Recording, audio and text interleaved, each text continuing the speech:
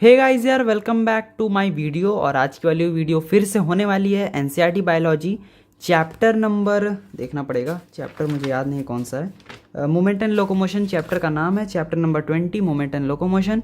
चलिए गाइज, आज इस वीडियो में आपको पूरा चैप्टर दिखा देता हूँ किस तरीके से मैंने पढ़ा है और किस तरीके से आप इसी बुक में नोट्स बना सकते हैं। आगे एक चीज़ गाइज मैं क्लियर कर दूँ, मैं कोई नोट्स नहीं बनाता हूँ, किसी भी कॉपी में नोट्स नहीं, जस्ट आपको रिवीजन के टाइम में भी ये बुक बहुत हेल्पफुल है। आप बुक खोलिए ना, आप बुक खोलिए, आप उसी लाइन को अंडरलाइन कर दिया करिए और उसको आप फिर से पढ़ा करिए, ठीक है। लेकिन बेसिकली रिवीजन मतलब क्या होता है ना, आप एक एक लाइन को फिर से पढ़िए तभी आपको समझ में आएगा, वरना और कोई तरीका नहीं है। नोट्स वगैरह सब बेकार होता है, ठीक है। और अभी मैं पढ़ रहा था फोटोसिंथेसिस, और आप जान सकते हैं ये कौन से सर हैं, बताने की ज़रूरत नहीं है। लेकिन आगे बढ़ते हैं। ये चैप्टर मैंने ऑलरेडी पढ़ चुका हूँ, तो मैं आपको बता सकता हूँ कि इसमें क्या क्या इंपॉर्टेंट है, क्या चीज़ें मतलब प्रीवियस ईयर क्वेश्चन में आई हुई है। और अगर आपको प्रीवियस ईयर क्वेश्चन के बारे में जानना है तो ये आप बुक बाय कर सकते हैं, ठीक है। ऐसी 3 बुक्स होंगी, फिजिक्स केमिस्ट्री बायो PW की, नीट 37 ईयर, मतलब ये नई वाली बुक है अभी अभी अभी जो रिसेंटली लॉन्च हुई थी 1-2 महीने पहले। तो चलिए मैं आपको दिखाता हूँ ये वाला चैप्टर। तो पहले तो आ जाता है आपका ये वाला पैरा, इसमें ज़्यादा कुछ इंपॉर्टेंट नहीं, लेकिन आप पढ़ लीजिएगा, जो ये सारे लाइन्स हैं सारे इंपॉर्टेंट हैं, ठीक है। आते हैं टाइप्स ऑफ मूवमेंट में। टाइप्स ऑफ मूवमेंट में आपको यहाँ पे मिल जाएगा अलग अलग ऑर्गेनिज्म का अलग अलग टाइप का मूवमेंट, तो ये थोड़ा इंपॉर्टेंट है, ये पैरा आप देख लीजिए। हम आते हैं बेसिकली अपने मेन टॉपिक पर, जो कि है हमारा मसल से हमारा मेन टॉपिक स्टार्ट होता है। और साथ में एक बार मैं आपको ये भी दिखा देता हूँ, जो हमारा सिलेबस है ये 25 का सिलेबस है, लेकिन ऑलमोस्ट सेम ही होगा अगले साल, मतलब 2026 वालों के लिए भी।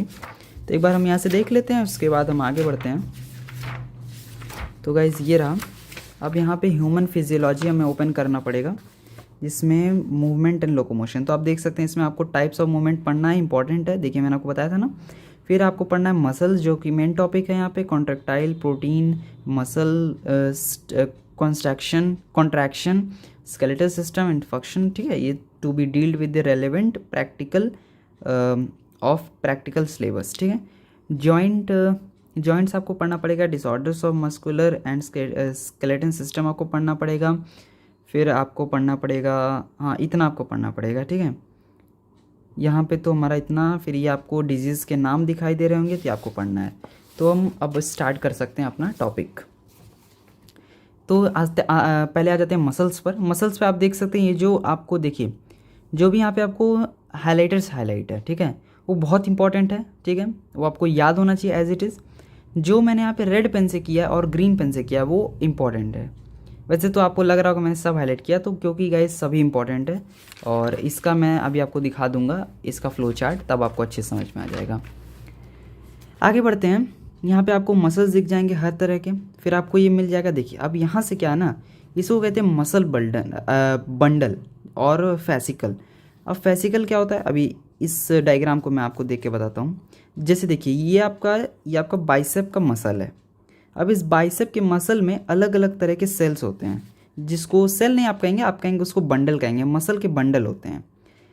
यहाँ पे जैसे आपको ये जो बड़े बड़े दिख रहे हैं ना, मैं आपको पेन से दिखाता हूँ, ये सारे जो आपको दिख रहे हैं ये वाले, इसको फैसिकल कहते हैं या मसल बंडल कहते हैं।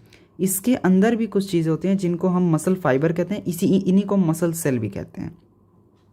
उस मसल सेल को जब आप निकाल के देखेंगे तो उसके भी अंदर आपके बहुत छोटे छोटे चीज़ होते हैं, जिनको आप कहते हैं मायोफिब्रिल, और यही मायोफिब्रिल जो होते हैं ये आपके कॉन्ट्रैक्शन में हेल्प करते हैं।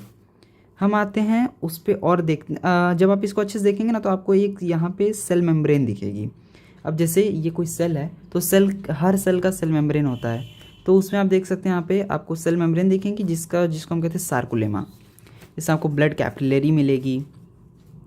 फिर एक आप देखेंगे उस पर भी कवरिंग होती है, जिसको एंडोमाइसियम कहते हैं, जिसको कवरिंग अराउंड मसल फाइबर को हम एंडोमाइसियम कहते हैं, और पेरीमाइसियम कहते हैं covering around bundle of muscle fibre. तो इस तरीके से आप देख सकते हैं, मैंने डायग्राम में हर चीज़ बता दिया है।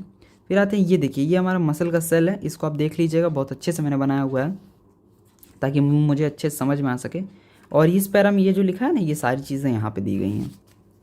फिर ये वाला जो पूरा है, इसको मैंने इसी डायग्राम में बता दिया है, ठीक है, आप पढ़ सकते हैं, जो कि ये मतलब मायोफाइब्रिल का स्ट्रक्चर है। जैसे ये आपका सेल हो गया, इसमें आप देख सकते हैं ये सारे मायोफाइब्रिल्स हैं, उसी को यहाँ पे अच्छे तरीके से बताया गया है, और ये वाला डायग्राम आपको क्लियर बताएगा, ठीक है। फिर हम आगे बढ़ते हैं, आगे आएंगे तो यहाँ पे हमें दिखेगा स्ट्रक्चर ऑफ कॉन्ट्रैक्टाइल प्रोटीन। इसमें आपको दो मिलेंगे, एक्टिन, मायोसिन, ठीक है। अब ये जो आपका मतलब पहला वाला जो है ये आपका एक्टिन का पॉलीमर है। एक्टिन आपके देखिए इस तरीके से होते हैं, ग्लोबुलर एक्टिन, ठीक है। उसके बहुत सारे जब आपके मतलब पॉलीमर बनते हैं, मतलब बहुत सारे आपके मतलब ऐसे स्ट्रक्चर कंबाइन करते हैं तो वो कुछ इस तरीके का मतलब बनाते हैं, जिसको हम एक्टिन कहते हैं, थिन फिलामेंट होता है। अब ये सेकंड वाला मायोसिन नहीं है, ये मेरोमायोसिन है। मतलब ये क्या है ना, ये पॉलीमराइज्ड मायोसिन है। मतलब इसमें आप कहेंगे तो मतलब जैसे मायोसिन जब बहुत सारे मतलब मिल करके स्ट्रक्चर बनाते हैं तो इसको हम ये कहते हैं, ठीक है, मेरोमायोसिन, मायोसिन मोनोमर, ठीक है। ये एक मायोसिन है और उसका मतलब ये आपको स्ट्रक्चर मिल जाएगा। फिर हम आगे बढ़ते हैं, mechanism of muscle contraction. Muscle contraction में आप देख सकते हैं, अब देखिएगा, अगर आपको मैं बताऊं जो आपको नहीं समझ में आया तो आप इसको रीड करिएगा और इस डायग्राम को देखिएगा, आपको समझ में आ जाएगा। आप इसका स्क्रीनशॉट ले लीजिए अगर आपको ज़रूरत है तो। वैसे तो आपके पास बुक है, आप अपना नोट्स खुद बनाइए ताकि आपको समझ में आए, वैसे मेरा आपको लिखा हुआ समझ नहीं आएगा। फिर आगे बढ़ते हैं, मैकेनिज्म ऑफ मसल कॉन्ट्रैक्शन। इसमें आपको पूरा मैकेनिज्म बताया गया और फिर बेसिकली मैंने यहाँ पे देखिए, यहाँ तो आपका नर्व वाला मतलब जैसे ब्रेन जब सिग्नल भेजता है तो आपका किस तरीके से कॉन्ट्रैक्शन करना है वो सब इस वाले फ्लो चार्ट में है, और ये वाला जो पैरा है उसकी सारी चीज़ें यहाँ पे लिखी हुई हैं। ये आपको पूरा मैकेनिज्म है, इसको आप एक बार रीड करेंगे तो आपको सब समझ में आ जाएगा क्या चीज़ कहाँ पे क्या हो रहा है। देखिए मैंने लिख रखा है तो आपको ईजी होगा पढ़ना। जितनी चीज़ें यहाँ पे हैं उस सबको मैंने यहाँ डायग्राम में लिख दिया है। आगे बढ़ते हैं, तो अब ये देखिए बहुत इंपॉर्टेंट है, ये जानते हैं क्या है, ये यहाँ वाला जितना चीज़ें लिखा गया ना, मैंने लिखा VIP, VIP मतलब होता है वेरी इंपॉर्टेंट, उसको मैंने यहाँ पे लिख दिया, ये इंपॉर्टेंट है, ये PYQ में आ चुका है तो आप पढ़ लीजिएगा प्लीज़। फिर आगे बढ़ते हैं, स्केलेटन सिस्टम पे आ जाते हैं, जो कि हमारा बहुत अच्छा टॉपिक है और ये मतलब इंटरेस्टिंग टॉपिक है। मसल तो मुझे बहुत मतलब बोरिंग लगा, ठीक है, क्योंकि बहुत सारी बेकार चीज़ें उसमें दी गई हैं। इंपॉर्टेंट है लेकिन वही बेकार चीज़ें इंपॉर्टेंट है, लेकिन स्केलेटन आप पढ़ेंगे तो आपको मज़ा आएगा। सबसे पहले स्केलेटन सिस्टम में आपको पता होना चाहिए सारे बोन्स के नंबर, ठीक है, जो कि मैंने यहाँ पे मेंशन कर दिया है।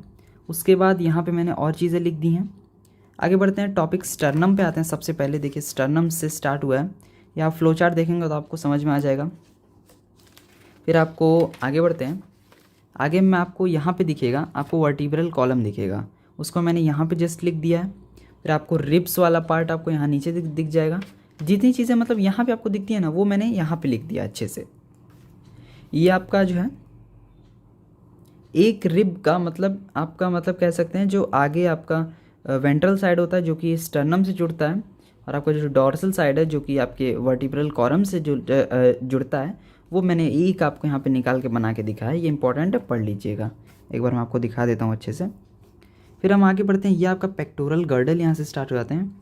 पेक्टोरल मतलब ये शोल्डर वाला गर्डल, ठीक है, ये वाला पार्ट, और ये पूरा जितना यहाँ पे एक्सप्लेनेशन है ये सब यहाँ पे लिखा हुआ था इसमें, ठीक है। इसी से में देखिए इसको मैंने हाईलाइट भी नहीं किया है और सारी चीज़ें मैंने यहाँ पे लिख दिया, तो आप ये डायग्राम देख के भी समझ जाएंगे। ये पेक्टोरल गर्डल के बारे में हर चीज़ है, इसको आप देखेंगे तो आपको समझ में आ जाएगा। फिर ये आपका पेल्विक गर्डल के बारे में, ठीक है। देखिए इसीलिए अब इसको मैं किसी और कॉपी में बनाता, फिर मैं इसको भी पढ़ता, फिर मैं उस कॉपी को भी पढ़ता तो बहुत ज़्यादा होता, ठीक है, प्रॉब्लम होता। अब रिवीजन करना है, आपने तुरंत बुक उठाया, बुक उठाने के बाद डायरेक्ट आप यहाँ से देख लीजिए हमें, हाँ अच्छा ये पढ़ना है, आप ये एक बार देखिए, फिर उसके बाद आप फटाक से इसको रीडिंग मारिए, सब समझ में आ जाएगा। कहते हैं जॉइंट्स में, हाँ एक चीज़ और यहाँ पे बच गया, जो आपका पेल्विक गर्डल है, पेल्विक ये तो आपका गर्डल हो गया, अच्छे से मैंने एक्सप्लेन किया है। फिर यहाँ पे नीचे जो बोन्स हैं और इसमें भी जो बोन्स हैं उसको मैंने देखिए यहाँ पे हर चीज़ लिखती हुई है, जितने नंबर हैं, कैसी होती है, इंपॉर्टेंट क्या है। देखिए यहाँ पे ये इंपॉर्टेंट है, देखिए लग रहा है PYQ मतलब प्रीवियस ईयर क्वेश्चन में आया भी हुआ है। जैसे क्या है ना, पटेला जो होता है वो फीमर, पटेला और टीबिया तीनों को मिला के बनता है, नी कैप। लेकिन जो आपका एल्बो है ये सिर्फ आपका जो है ये आपका ह्यूमरस और आपका ये जो रेडियस है उसको मिला के बनता है, इफ़ आई एम करेक्ट। हाँ नहीं, यहाँ पे आपका अल्ना, रेडियस और ह्यूमरस मिला के बनता है, और यहाँ पे आपका पटेला बोन, आपका टीबिया बोन और यहाँ पे फीमर। तो आप कहेंगे डिफरेंस क्या है। अब देखिए यहाँ पे आपका अल्ना, रेडियस दोनों इस्तेमाल हो रहे थे, लेकिन यहाँ पे आपका सिर्फ टीबिया, फिबुला यहाँ पे देखिए इस्तेमाल नहीं हो रहा है, इसलिए इंपॉर्टेंट हो जाता है। फिर हम आगे बढ़ते हैं, यहाँ पे आपको लास्ट टॉपिक दिखेगा जॉइंट्स वगैरह, इंपॉर्टेंट है, पढ़ लीजिएगा, ठीक है। फिर आपको डिसऑर्डर्स दिखेंगे, ये सारे डिसऑर्डर्स बहुत इंपॉर्टेंट हैं। अगर आपको कोई यहाँ पे नहीं, वैसे तो आपको सब मिल जाएगा, लेकिन अगर आपको कोई नहीं मिलता तो आप उसे ज़रूर अपने लेक्चर में देख लीजिएगा, आपको मिल जाएगा। तो बेसिकली अब ये चैप्टर होता है ख़त्म, ठीक है। और इस चैप्टर को डिटेल में जानने के लिए अभी मुझे पहले जाना पड़ेगा, तब मैं आपको बता पाऊँगा। लेकिन अभी मैं जब इसे कई बार रिवाइज़ कर लूँगा, मतलब कई बार मतलब होता है मीन्स 5 to 10 टाइम्स रिवाइज़ करना पड़ता है, तब आपको एक एक लाइन अच्छे से याद हो जाती है। अच्छा हाँ, यहाँ पे ये था। वैसे काफ़ी सारी चीज़ें, अगर आप क्लास 9th में ISC बोर्ड में थे तो आपको ये सारी चीज़ें बहुत मतलब हलवा लग रही होंगी, ये सारी चीज़ें नई नहीं हैं, ठीक है।